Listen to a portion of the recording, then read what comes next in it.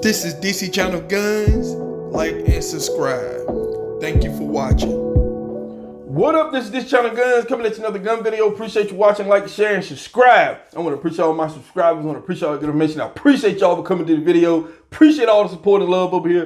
Appreciate the ones that's getting on board on what we got going over here, and that is to uphold the Constitution, defend the Second Amendment. That is the ultimate prize over here. There is no other prize over here. No fame, no glory, none of that. We just want to extend the Second Amendment to future generations so they're going to have the same rights that we have. And, you know, there's people out here trying to stop that. And I appreciate everyone who's been sticking with me through the good and the bad. So, you know, and the ups and downs and stuff. So I appreciate that. And we're going to keep our foot on the gas over here. So we're coming with some more flying under the radar when it comes to the Second Amendment. And, you know, this is not trending and stuff. The headlines, we're not going to trend it. Sometimes we got to take a step back over here to DC Channel Guns and bring you more information, what's really going, the whole scope, what's going on when it comes to the Second Amendment. And we're going to talk about Subway. You know, so I'm going to get some people up to speed. A lot of you probably know about this, or some people probably forgot. Now, back in May, we had a stay-at-home order here in North Carolina. And, you know, we had protesters who went to Subway to protest.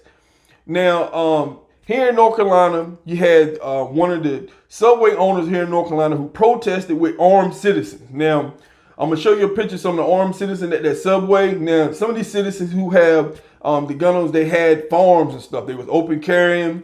You know, you have a gentleman who had a anti-tank rocket launcher on his back. You know, it was different farms, but it was very peaceful. You know, the owner marched with these protesting, armed protesting and stuff during the daytime.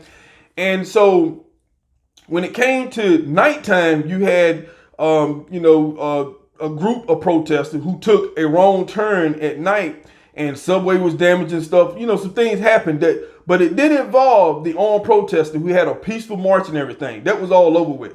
But at night, it just turned the wrong way. You had protesters who went another direction. So with that said, that has sparked the left once again.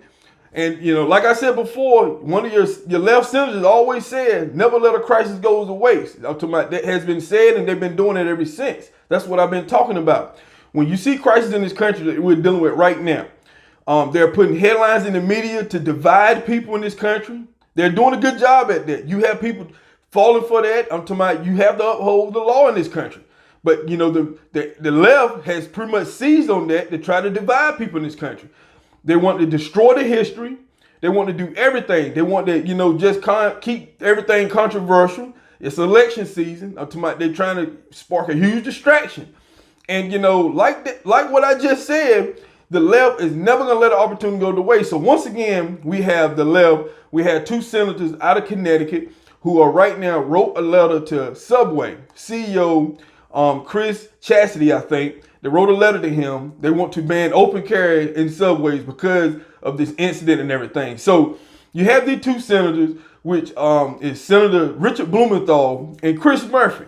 Now, their argument is that, you know, they're using Subway into their gun control argument and everything. So they're saying that Subway has been a victim to like 100 or so, whatever, gun violence and stuff. Now, this is what the left do.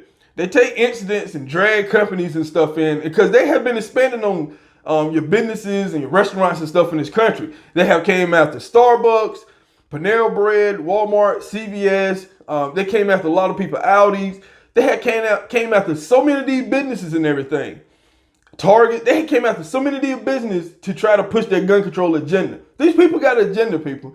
And you have these two senators who are now asking the CEO of Starbucks, a Subway to ban open carry farms because of the incident that happened in Raleigh back in May, the stay-at-home order protest and everything. And they're trying to say that Subway is victims of all this violence and stuff.